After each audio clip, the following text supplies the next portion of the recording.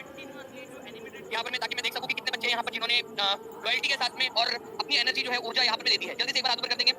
चलिए बहुत बढ़िया, आप लोगों ने अथर का जो है आंसर भी आप लोगों ने देना स्टार्ट कर दिया, बहुत बढ़िया। ठीक है, अब फ्रेंड देखिए पहला क्वेश्चन आप लोगों को आपकी स्क्रीन के ऊपर में ये रहा। ठीक है, ये एनसीईआरटी बेस्ड क्वेश्चन है। भारत में जल विद्युत ऊर्जा परियोजनाओं के लिए, ठीक है, जल विद्युत परियोजनाओं के लिए मतलब कि जो पानी होता है ना, नदी का पानी, उसके ऊपर में बांध बनाकर जो, बहुत बढ़िया। देखिए फ्रेंड्स, अगर मैं बात करूं यहाँ पर मैं हाइड्रो इलेक्ट्रिसिटी की, तो हाइड्रो इलेक्ट्रिसिटी जो है फ्रेंड्स 22% जो है वो योगदान देता है। मैं आप लोगों के लिए एक जो है एक्स्ट्रा इन्फॉर्मेशन आप लोगों को सारी की सारी प्रोवाइड कर देता हूँ, जिससे कि आप लोगों को पता चल सके कि कौन कौन सी जो है इलेक्ट्रिसिटी किस तरीके से आप लोगों को मिलती है। ठीक है, जस्ट अ सेकेंड। तो अल्टरनेटिव जो है फ्रेंड्स ये 10% है आप लोगों का, जिसके अंदर में बाकी क्या आ जाते हैं आपके बायोफ्यूल आ जाता है। ठीक है, बायोगैस आ जाता है। ठीक है, बायोगैस, बायोफ्यूल, ये सारी की सारी चीजें आ जाती है। तो आप लोग देख लीजिए यहाँ पर भी 100% हो गया। तो ये आप लोगों में से इसमें से चारों में से कोई भी पूछा जा सकता है।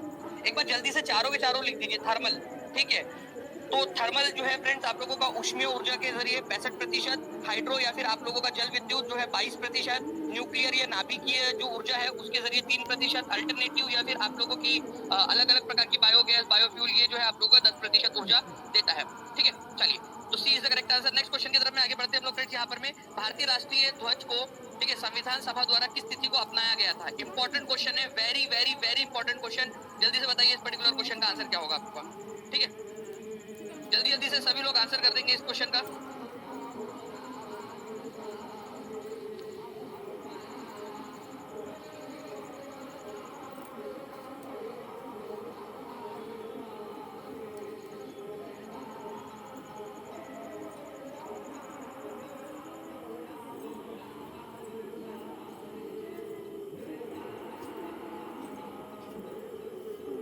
जो है फ्रेंड्स, अगर मैं इस पर्टिकुलर क्वेश्चन की बात करूं तो आप लोगों ने ध्यान रखना है कि जब हमारा भारत आजाद होने वाला था, ठीक है, तो हमें एक झंडे की जरूरत थी, एक ऐसा फ्लैग जो हम लोग लहरा सके। ठीक है, तो फ्रेंड्स आजादी के कुछ दिन पहले 15 अगस्त, ठीक है, 1947 को अगर हमारा देश आजाद हुआ है, ठीक है, तो उसके कुछ दिन पहले मतलब 22 जुलाई को, ठीक है, 1947 के अंदर में हम लोगों ने ये झंडा अपनाया था। तो आंसर क्या हो जाएगा फ्रेंड? 22 जुलाई 1947 को। ठीक है, तो ये एक इंपॉर्टेंट क्वेश्चन है, लाइक कर दिया एक बार बता भी देंगे कि जी हाँ सर हमने लाइक कर दिया, शेयर कर दिया है, चैनल को सब्सक्राइब भी करते रहेंगे आप लोग। ठीक है, ओके। तो भारतीय राष्ट्रीय ध्वज को संविधान सभा द्वारा किस तिथि को अपनाया गया था? तो 22 जुलाई 1947 को अपनाया गया था। ये आप लोगों ने याद रखना है फ्रेंड्स, इंपॉर्टेंट है। अगर 26 नवंबर 1950 की बात करें हम लोग, तो 26 नवंबर 1950 नहीं, 26 नवंबर 1949 को हमारा भारतीय संविधान बनकर तैयार हुआ था। ठीक है, 24 जनवरी 1950 को हमारा जो है फ्रेंड्स राष्ट्रगान और राष्ट्रगीत ये अपनाया गया था। और राजेंद्र प्रसाद जी को भारत के पहले राष्ट्रपति के रूप में भी कौन से तारीख को चुना गया था? 24 जनवरी 1950 को। तो देखिए 24 जनवरी 1950 को क्या क्या हुआ था? 24 जनवरी को, 26 जनवरी के 2 दिन पहले, ठीक है, एक तो संविधान सभा की आखिरी बैठक हुई। उसके बाद में जो है फ्रेंड्स इसी दिन राष्ट्रगान और राष्ट्रगीत, ठीक है, जन गण मन, ठीक है, राष्ट्रगान और राष्ट्रगीत जो है आप लोगों का जो वंदे मातरम है इसको अपनाया गया।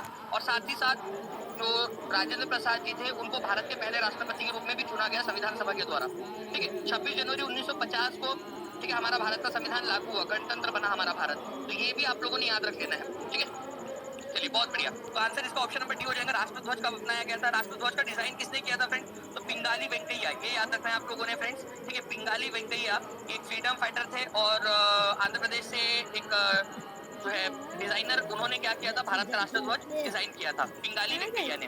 ओके, चलिए आगे बढ़ते हैं हम लोग फ्रेंड्स। यहाँ पर मैं आप लोगों को याद रखना है कि 24 जनवरी 1950 को हमारे भारत का जो है नेशनल एंथम अपनाया गया था, वंदे मातरम जो है फ्रेंड्स उसको भी में कहाँ से? जिम कॉर्बेट नेशनल पार्क से स्टार्ट हुआ था, ये याद रखना है आप लोगों ने, सभी लोगों ने। ठीक है, पहले उस समय में यूपी में था, आज उत्तराखंड के अंदर में है। अब मैं आप लोगों को जो है फ्रेंड्स ये वाला जो पॉइंट अभी मैंने आप लोगों को करवाया था वो आप लोगों को रिवाइज करवा देता हूँ। ठीक है, एक बार। ठीक है, वंदे मातरम जो है वो पहली बार कहाँ पर में गाया गया था ये आप लोगों को बताना था। तो आप लोगों में से कई सारे लोगों ने बताया है 1896 के अंदर में। ठीक है, ये सेशन जो है आपका कहा हुआ था? कलकत्ता के अंदर में, कलकत्ता में। ठीक है, और जन गण मन जो है फ्रेंड्स ये कहाँ पर में गाया गया था? तो ये भी आप लोगों को याद रखना है 1911 के अंदर में, कलकत्ता के अंदर में ही, 1911 में। ठीक है, ये सेशन भी कहाँ पर में हुआ था? कलकत्ता के अंदर में ही हुआ था। ठीक है, तो ये दोनों पॉइंट आप लोग याद रख सकते हो, इंपॉर्टेंट पॉइंट है। वंदे मातरम पहली बार कब गाया गया और जन गण मन पहली बार कब गाया गया? ठीक है, इंडियन नेशनल कांग्रेस के कौन से सेशंस के अंदर में? तो दोनों ही पॉइंट में कलकत्ता है। देखो ये तो आप लोगों को याद हो जाएगा।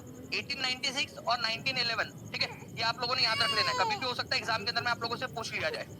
ओके, चलिए नेक्स्ट क्वेश्चन की तरफ में हम लोग आगे बढ़ते हैं फ्रेंड्स। आप लोगों का अगर मैं आप लोगों को यहाँ पर मैं बताऊं कि आप लोग जितने